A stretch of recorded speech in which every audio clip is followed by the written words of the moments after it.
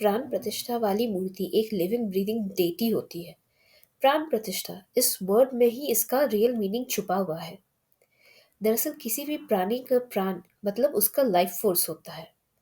जब हम प्राण प्रतिष्ठा करते हैं मंदिर में, तब हम उस डेटी की एनर्जी यानी उनके प्राण को ही उस मूर्ति में इन्वोक कर रहे होते हैं।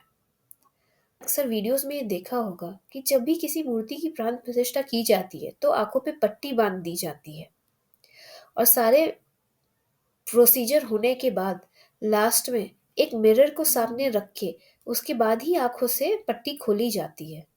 अगर मिरर तुरंत टूट गया तो ही प्राण प्रतिष्ठा को सक्सेसफुल बोला जाता है। लेकिन अगर वो नहीं टूटा तो मतलब इसे सक्सेसफुल नहीं मानते। पर ऐसा क्यों?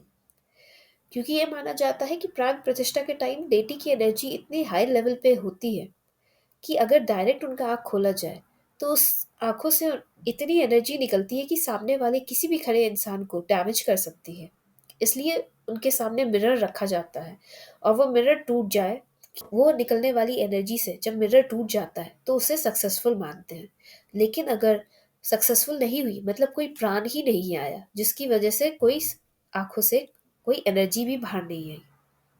और साथ ही एक बात और कि जो हम इंसान भगवान की मूर्तियों के प्राण प्रतिष्ठा करते हैं, उन मूर्ति का किसी भी रीज़न से पूजा होना बंद हो जाए लंबे समय तक, या फिर वो ठीक से नहीं हो जिस तरह से होनी चाहिए, जिस तरह से वो डेटी चाहते हैं, तो फिर वो डेटी उस मूर्ति को छोड़ के जा भी सकते हैं।